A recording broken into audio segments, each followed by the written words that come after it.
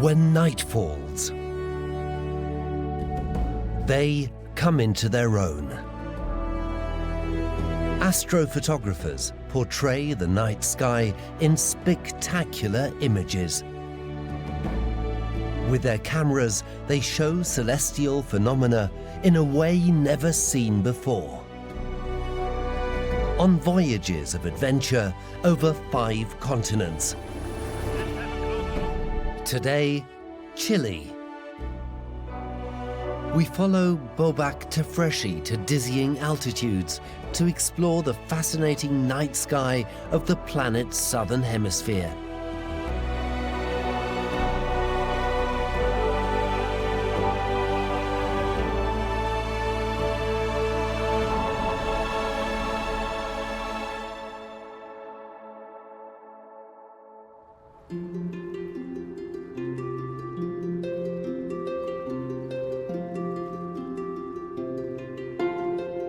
At home in Boston, Massachusetts, Bobak Tefreshi prepares for a trip to one of the highest observatories in the world.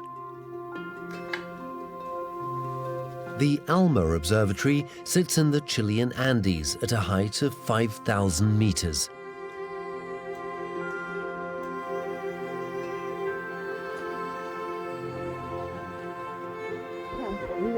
Over the next 2 weeks, his expedition will take him to the Atacama Desert, where he plans to take time-lapse shots of the night sky.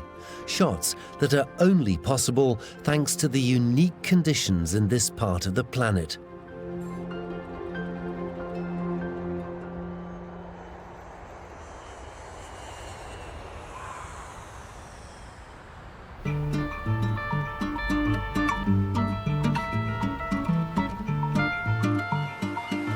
Our route starts at La Serena on the Chilean coast.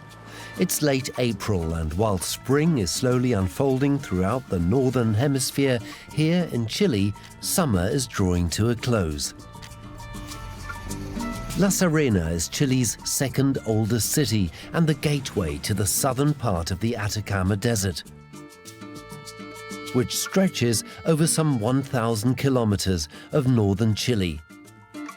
Outside the polar regions, it is the most arid desert in the world.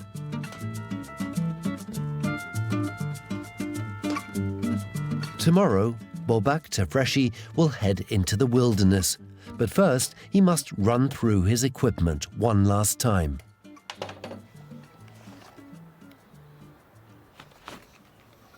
The most important is an equipment that can fit in my backpack.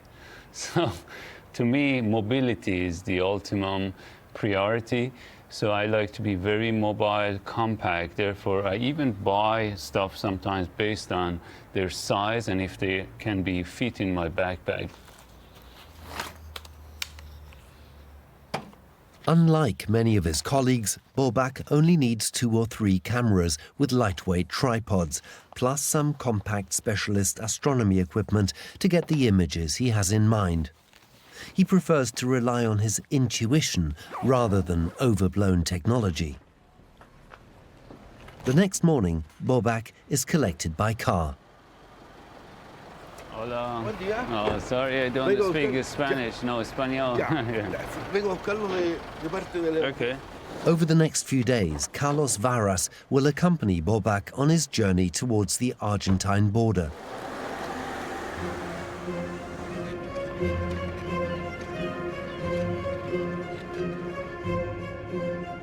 Their first stop, about 70 kilometers east of La Serena, is the Valle de Elqui, a valley in the foothills of the Andes. This fertile region in the middle of the desert is one of Chile's key fruit-producing regions. The Elqui Valley is famous for its grapes, which are either exported or, like here, made into pisco at one of the countless local distilleries. After distilling, this brandy-like schnapps is stored in wooden casks, like whiskey, before being bottled.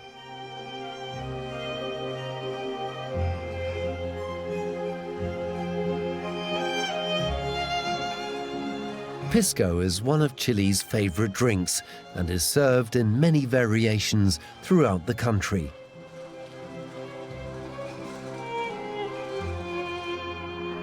The journey takes us along the Ruta de las Estrellas, the route of the stars.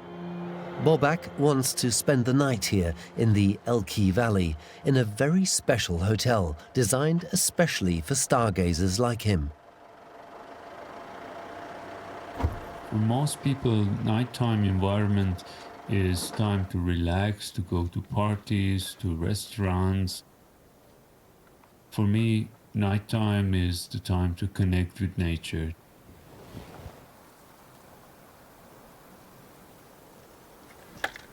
As soon as he arrives, Bobak sets up his cameras for the first time-lapse shots of his trip. I have friends all over the world. I'm usually good in making friends. I travel a lot. But my best friend since teenager time was the night sky.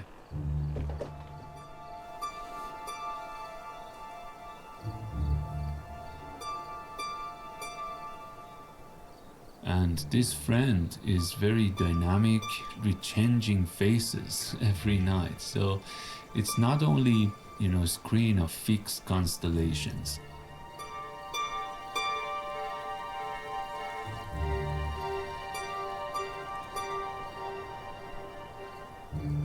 Tonight, an almost full moon shines over the mountains.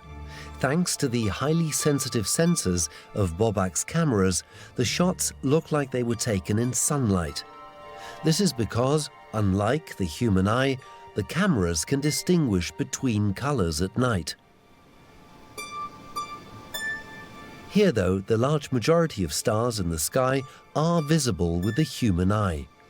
This makes the Elqui Valley a favorite destination for passionate amateur astronomers who are now catered for by a very specialist branch of the tourist industry.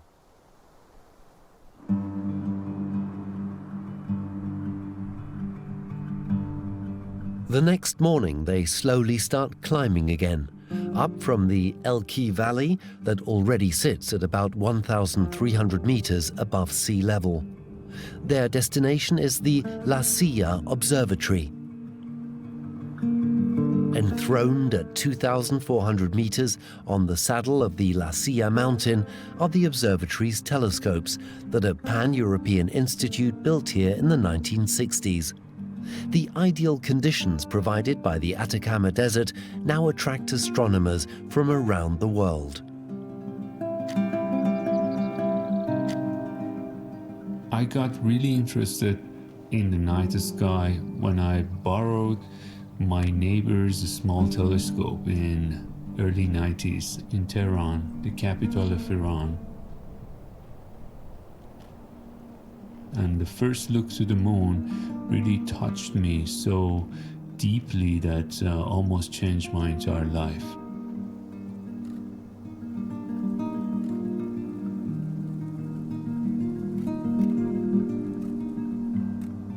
And soon after, I realized in order to see things other than the moon, I need to go outside of the city and to find remote locations where the natural starry sky is still preserved.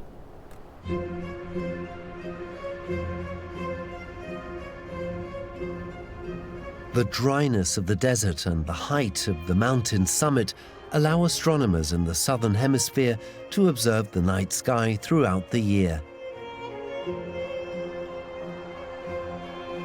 At night, as if by magic, the domed structures open their roofs to the skies, and the astronomers direct their gaze deep into space, scanning the sky for planets that might be home to life.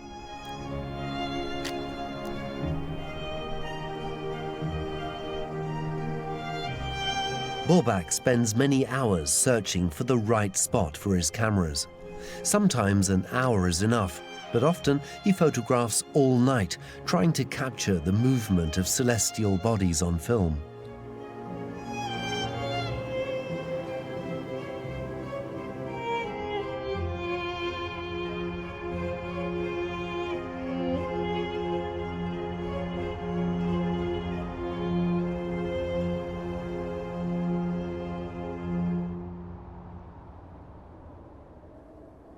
The next morning, sunlight bathes the telescopes in a magical light. Despite a long night of shooting, Bobak is up early once more.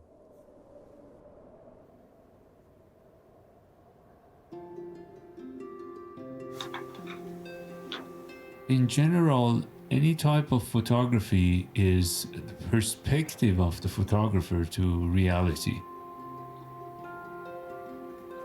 Sometimes we alter it immensely for artistic reasons. Sometimes we frame it in a way that shows our message. And sometimes we like to scan or document the nature as realistic as possible. But the most important is that photography is usually an inspiration to viewers to experience for their own.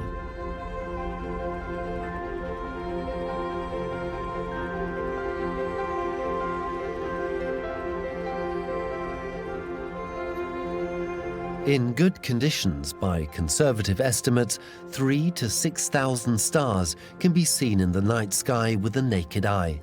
All of them are part of our galaxy, the Milky Way, the heart of which lies across the southern hemisphere.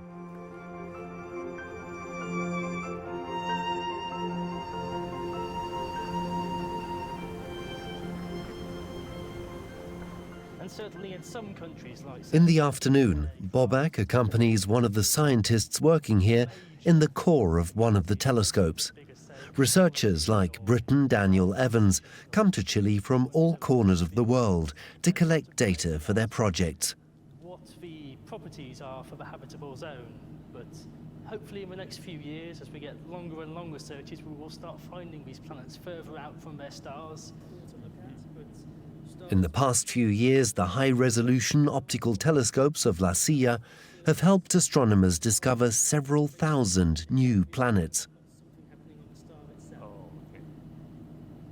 It's only in the last 20 years that we have known there are planets other than the 8 in our own solar system. So it's a very new field. There are a lot of discoveries being made. And also, good for me, there are many discoveries to make. There are still many things we don't know that we are arguing about, that we do not yet understand about planets. I think that's an interesting thing. This one piece will make 52 layers. Watch on mobile devices or the big screen. All for free. No subscription required.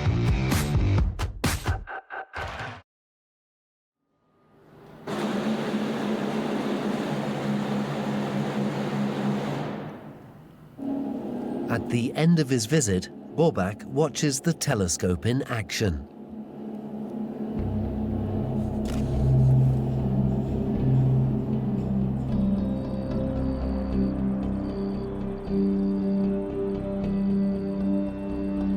Later in the evening, he explores the area around the observatory.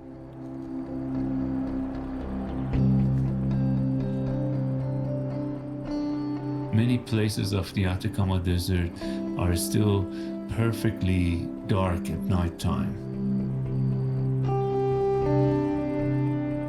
At the same time, it's one of the driest places on the planet. You almost feel walking on Mars.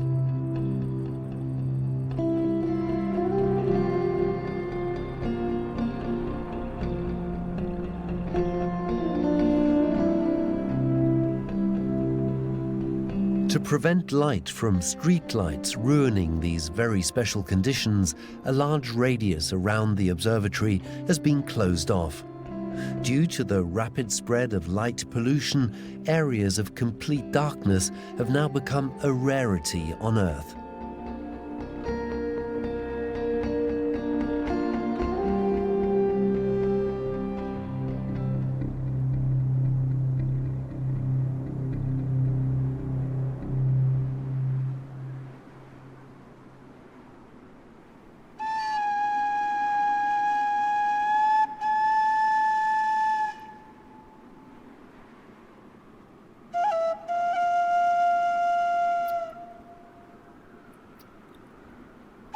On his nocturnal wanderings, Borbak searches for traces of earlier inhabitants of the Atacama Desert.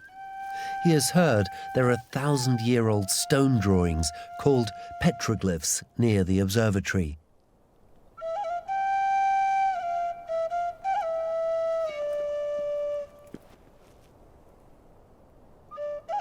Soon he stumbles across a remarkable drawing.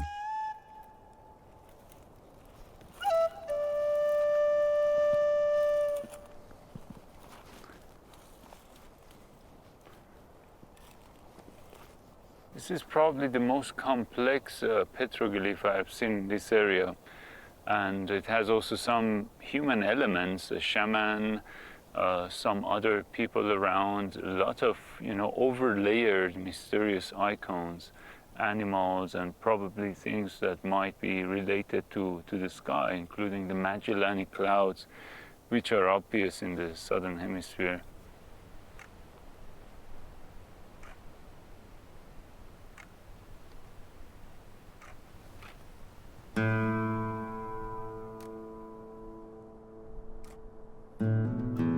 I like to show the connection of these past landmarks with past time of the universe and with the starlights that are arriving to us after traveling hundreds of years in space.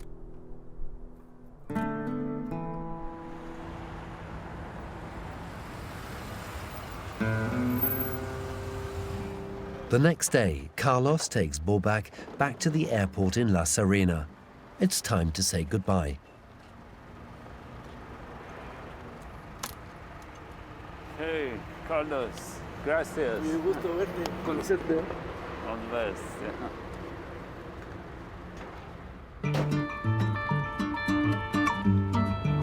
From here, he journeys further north to even higher and darker areas of the Atacama Desert.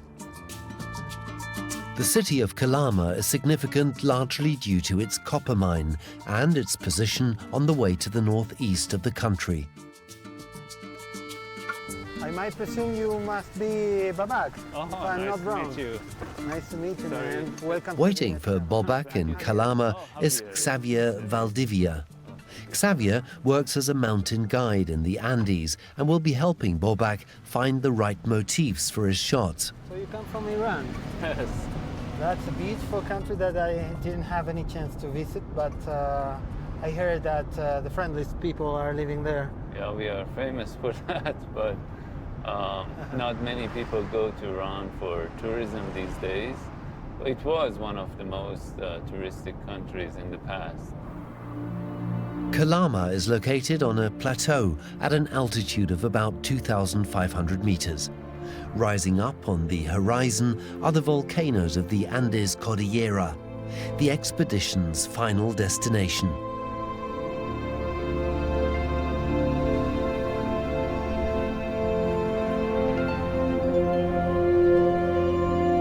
The area east of Calama is famous for the colored mineral stone that gave this valley its name, Valle del Arcoiris, or Rainbow Valley.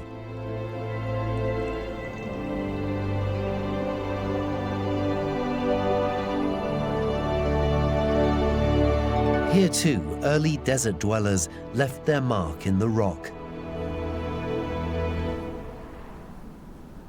So how many petroglyph pictures are actually here? Have you ever counted how many? No, no. Borbak has met up with Chilean archaeologist Ana Maria Barón to find out more about the origins of the drawings and their connection with the night sky. Always we found more. Este panel está puesto en un lugar. This petroglyph panel is placed at a very special location. De hierbas buenas. Overlooking all this pasture land here at Hierbas Buenas, this is probably where the domestication of the llama began. The first thing we notice in cave paintings are depictions of nature, and quite clearly the idea behind this was to connect with a higher being, something in the hereafter, because this is what gives us life. We know life begins and ends, but where does it go? The picture suggests a relationship we might not be able to explain, but one we can sense intuitively.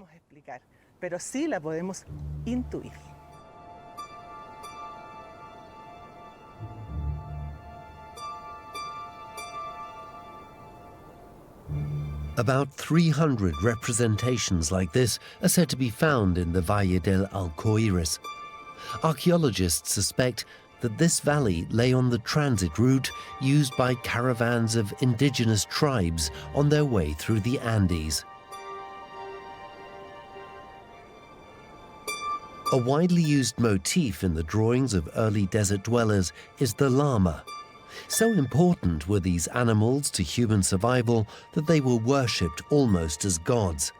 Gods that were also visible in the night sky.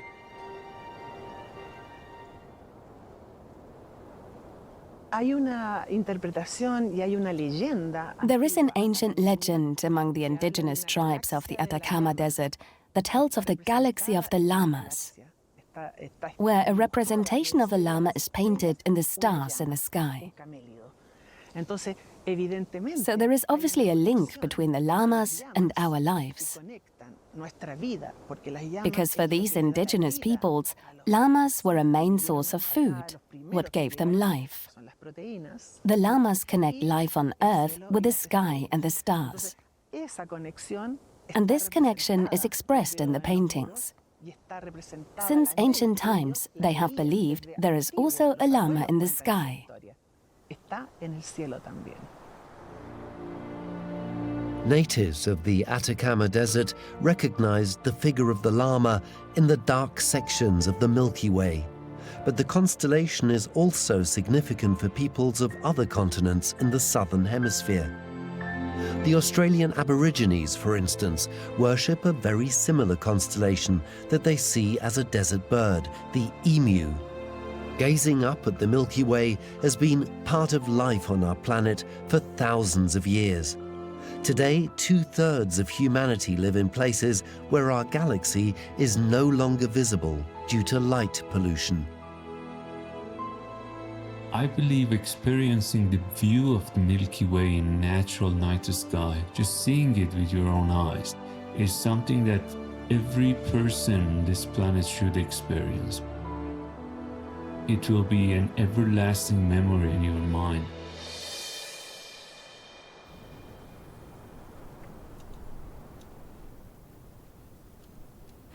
Tonight, Bobak will sleep under the stars to acclimatize to the thin air that comes with being 3,000 meters above sea level.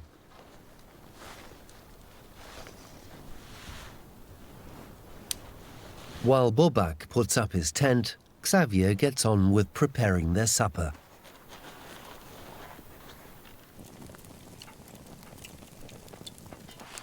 Great night. Great night.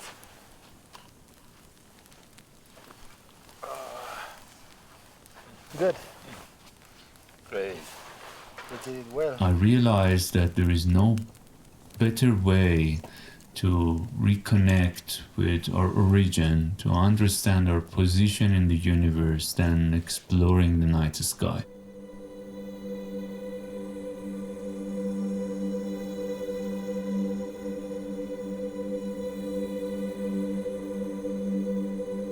Bobak stays awake until the moon casts its long shadows and the valley is finally ablaze with light.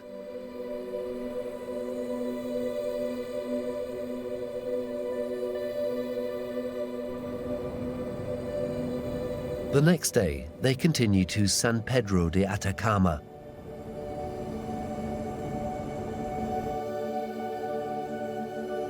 The desert village lies on the transit route that connects the Chilean coast with the neighboring countries of Argentina and Bolivia. The oasis is home to just under 2,000 people and attracts about 50,000 tourists per year.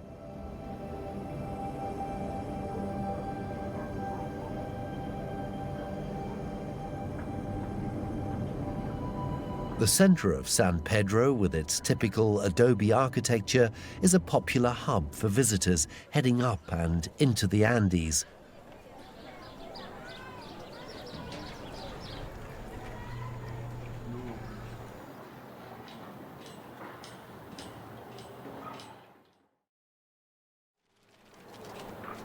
In the afternoon, a storm suddenly arrives, thwarting Bobac's original plans for capturing the sky over San Pedro in a few well-chosen time-lapse shots. Tonight is completely overcast, and this is a stormy desert. The rain happens twice per year, and we have one of them today. But on the other hand, I was so exhausted after last night with the petroglyph that I took the opportunity to rest. The next morning, our route takes us to an area south of San Pedro. In the desert sand are the tumble-down remains of old adobe walls, vestiges of a settlement, possibly dating back to the continent's pre-colonial days.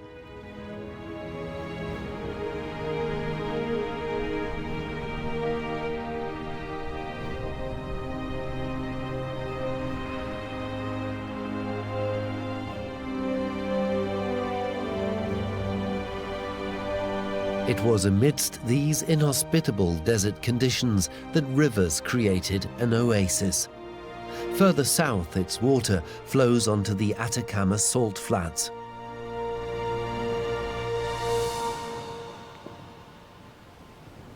With an area of over 3,000 square kilometers, this is the third largest saline lake in the world. There are vast underground mineral deposits here. But at some of the lagoons, the salt also creates a spectacular natural phenomenon at the surface too. As I was traveling to remote areas, villages of Iran as a teenager to observe the night sky, I became more and more interested in nature too. So astronomy brought me to nature. Since I was a teenager, I started also hiking and climbing, looking for dark sky, but at the same time natural attractions. At a neighboring oasis not far from San Pedro is another of the region's attractions. The telescopes belong to the private observatory of the French astronomer Alain Maury.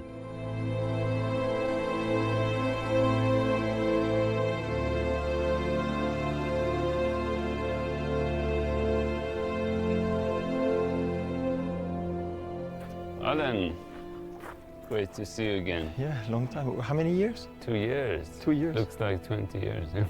No, it looks like 2 weeks. It goes too fast. Alain worked as a leading scientist at one of Chile's European observatories until he grew bored. Now he rents out telescopes to amateur astronomers around the world, allowing them to use the internet to remotely control the optical instruments here and retrieve the photographs they take. It's one of the oldest telescopes we have here. We have it since 2009. And so each night, probably 10 countries active here. Yes, it's an exactly. international observatory. Yeah.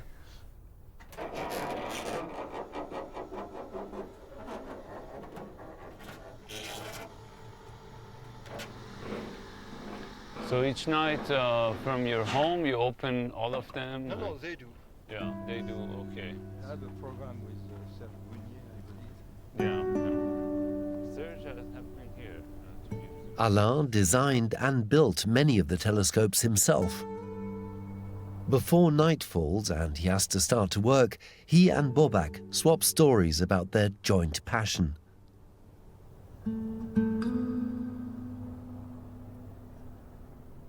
How many telescopes in total are here? I have not counted. Between the ones which work, the ones which are stored, the ones which I could finish, about 30. It's a real telescope farm. You plant telescopes instead of trees. Yeah, exactly. Well, trees, take a lot of time. We grow a pepper tree about 8 years ago, and that's like this, So it's not a good place for trees and plants, but for telescope, it's a good place. Of course, the people coming to San Pedro are relatively high-level people. They are educated people who can travel. and they are interested to look at the geology, the volcanoes, and so on and so on. But they also know that the Atacama is the astronomical capital of the world, and so they come here and they observe, they discover. What I explain to people, this is the normal sky.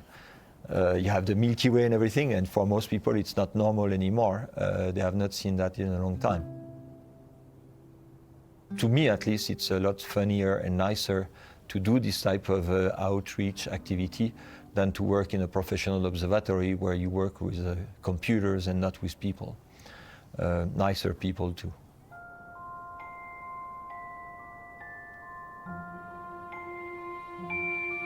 Tonight, it is not just the Milky Way that passes over Alain's observatory.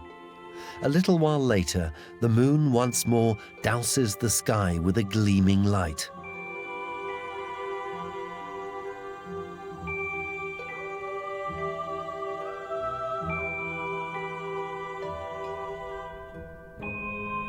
From here, it is also possible to see the Magellanic Clouds, two small galaxies that neighbor the Milky Way and are hundreds of thousands of light years away from us.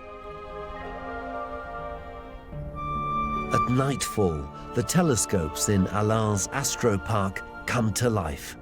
Many of his customers watch the sky for serious reasons, as well as for fun. Visitors can learn something about the fascination of astronomy and come a little closer to the stars.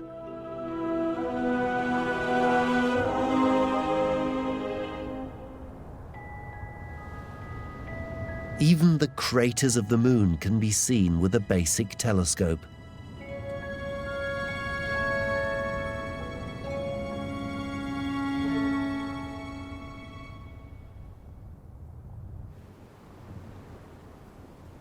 The next morning, Bobak finally has time to really relax.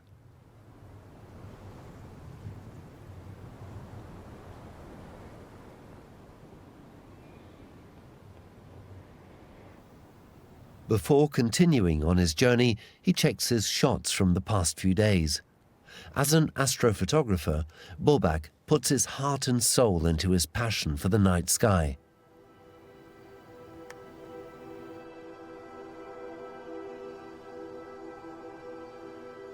To better protect those few places on Earth that are still entirely dark, he even founded an international astrophotography network.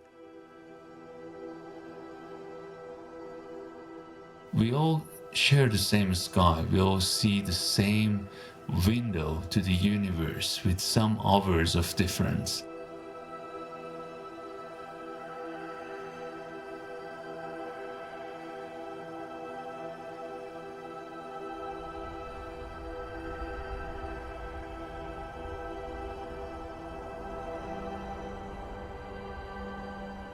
That experience gave me the idea of how the night sky has the unique potential of uniting cultures.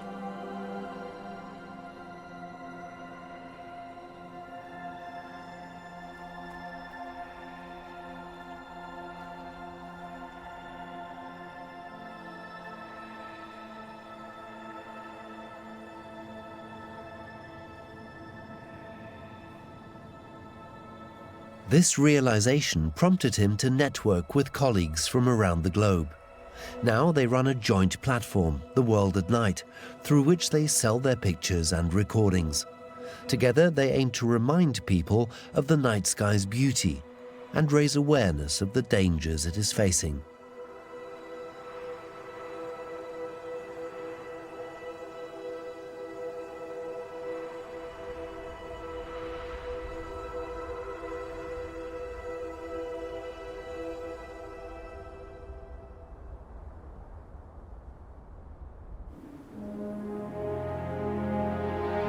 Geologists believe that the Atacama Desert formed around 15 million years ago. Before that, water covered its surface, forming a bizarre landscape that is reminiscent of the Moon or Mars.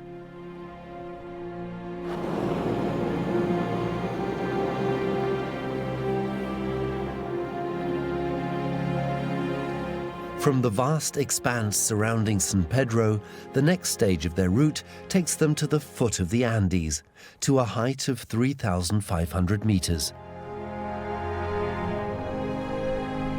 Here too, the few veins of water are the only places where lush vegetation flourishes.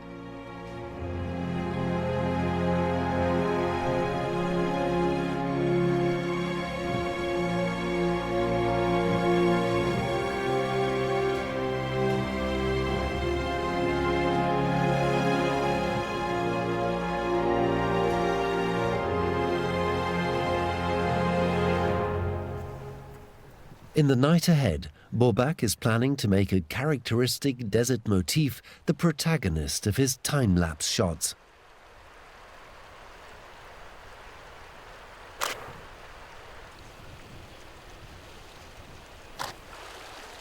I arrive in places usually in daytime to scout around and see the potential of a place at nighttime.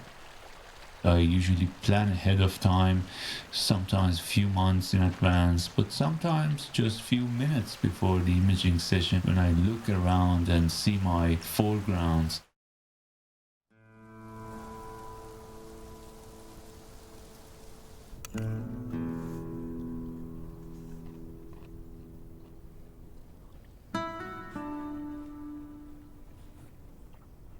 To me, night or night sky, in a way, is my second home.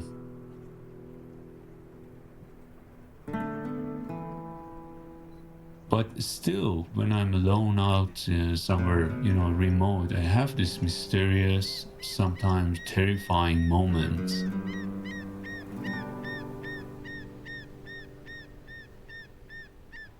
The sudden fears of being alone at night with sounds of nature, possibilities of encountering wild animals, or a stranger at night which is surprised by you and you're surprised by him.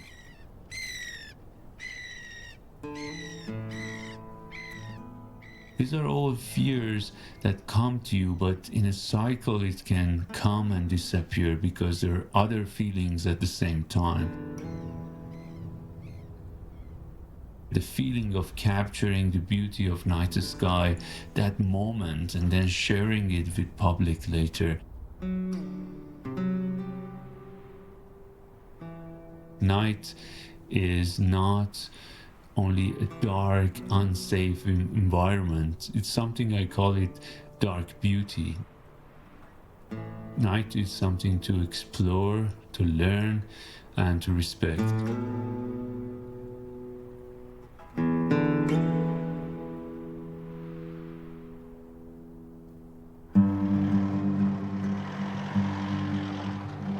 The following morning, the trip nears its grand finale. Just before the Bolivian border is the ALMA Observatory, home to one of the world's most important astronomy projects. The observatory consists of a control center at an altitude of 3,000 meters and a telescope at 5,000 meters.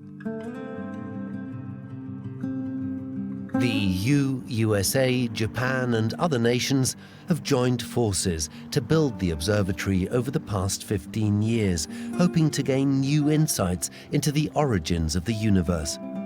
Bobak drops into the base station to meet an engineer who can take him on a tour of the high-tech labs.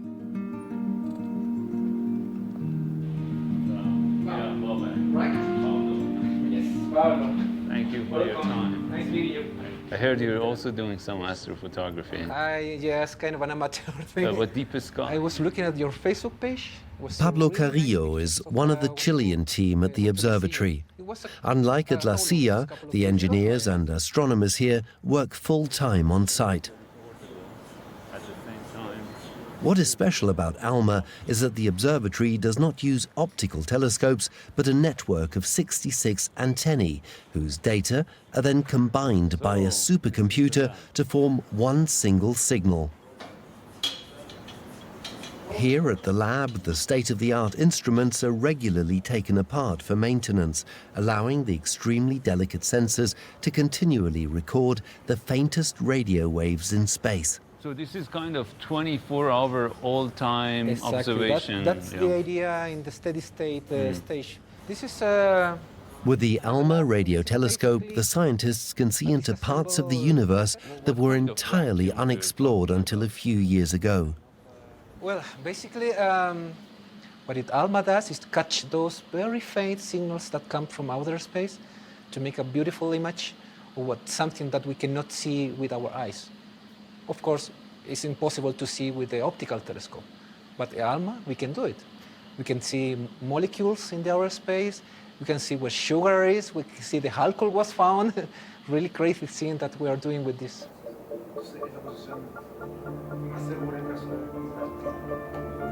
In the control room at the base station, the scientists observe the data received by the radio telescope. Data that is not dependent on it being dark, since radio waves can be received at any time, day or night. Video cameras monitor the telescope's antennae on the 5,000-meter-high Chaknantor Plateau. Before Bobak is allowed up there, he has to undergo a health check. The swift ascent from 3,000 to 5,000 meters is a medical risk and only allowed for people in good health. During the examination, the oxygen content of his blood is measured, revealing any signs of altitude sickness.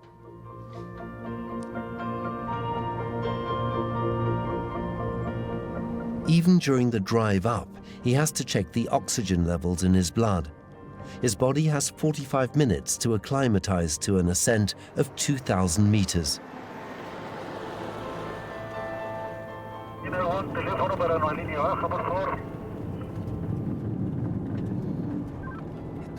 I'm coming up. I'm at about kilometer 41. In 15 minutes, I'll be at the top and you can call. Please could you call me on 6630, 6630? Thanks. Everything is okay? I don't know. I don't know, to be honest. Yeah, there is any issue? Maybe the weather. Yeah, so they're concerned about the fast wind and our safety. How it's changing the weather. So you can see the clouds behind us. So we might have some kind of sudden evacuation. Yeah, maybe some restrictions in the hour, the time. Let's see.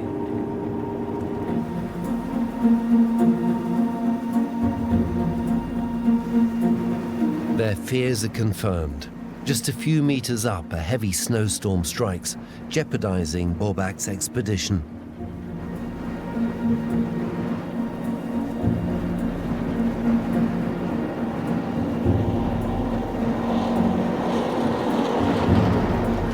But he's lucky.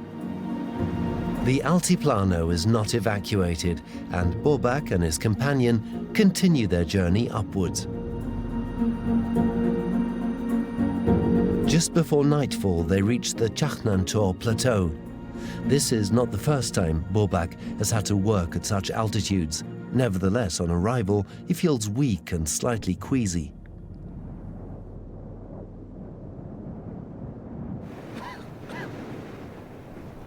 Well, it's actually a very cold night, and this plateau has a special microclimate. It feels more in altitude. So it's better to use the oxygen time to time, just to keep the brain fresh. You don't want to make any mistake of not being sharp enough. So let me do it.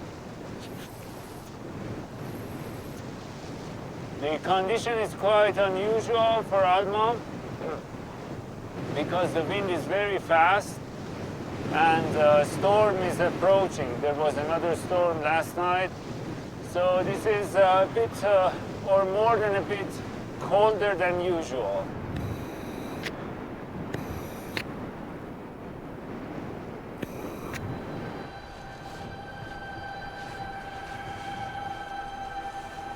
The temperatures drop rapidly to minus 25 degrees Celsius. Despite the icy wind, Bobak sets up his cameras for some time-lapse sequences. The antennae give him warning signals due to the storm.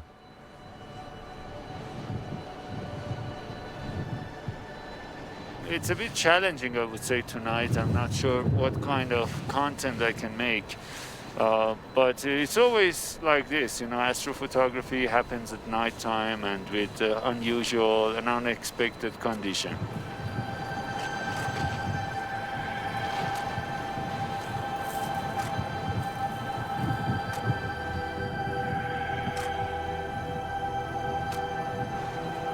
But Bobak doesn't give up.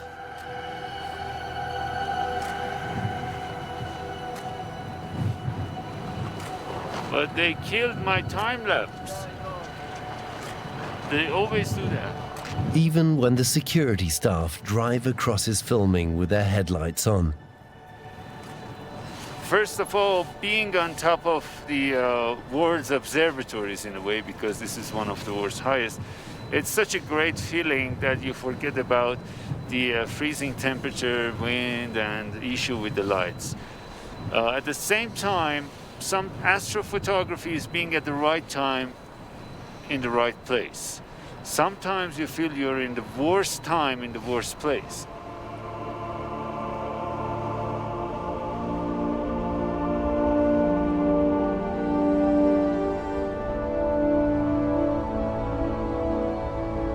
Bobak's stubbornness and his will to defy even the most adverse conditions pay off. He is rewarded with time-lapse shots of unparalleled quality and perfection.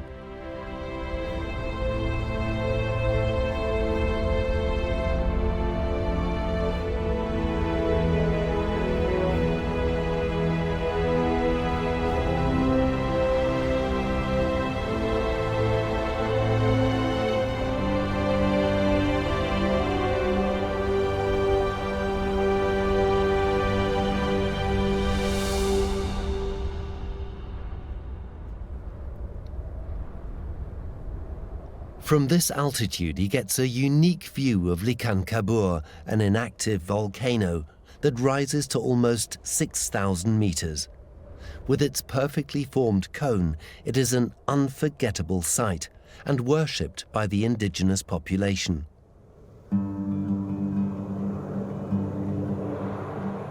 Rising up at the Bolivian border is the Altiplano, a high plateau in the Andes that extends all the way to Peru. On his journey, Bobak also meets herds of llama that are kept for their wool by the Indios.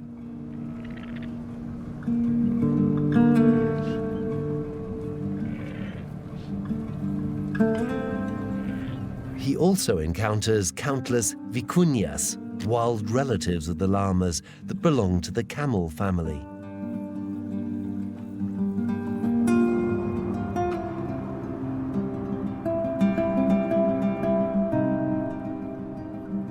The final leg of the journey ends at a lonely spot on the Altiplano, where two rivers converge.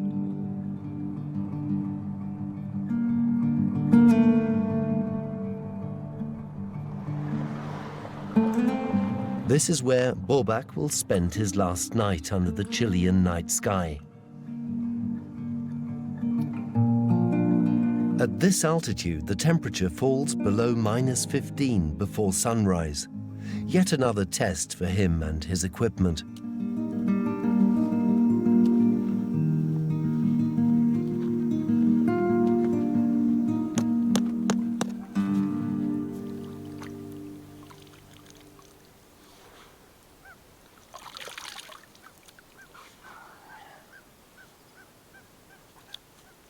For me, this ending point of the trip is most spectacular because we see the most starriest sky, finally. There is absolutely no piece of cloud in the sky at the moment. It's completely blue, and when it gets dark, we will see one of the best night sky available on this planet tonight.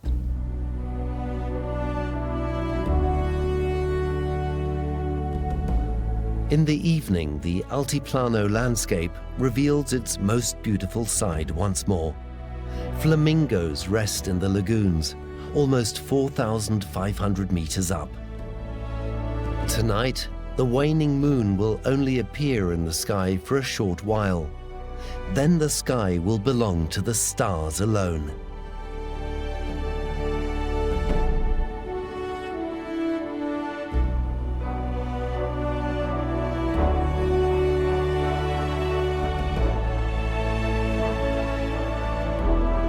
For the last time on this trip, the Milky Way rises over the Andes.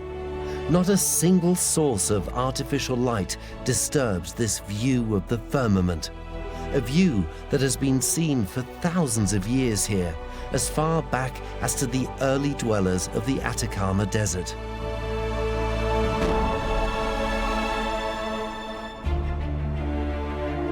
Thanks to his tireless work, this is a treasure Bobak can preserve for posterity, sharing it with people all around the globe.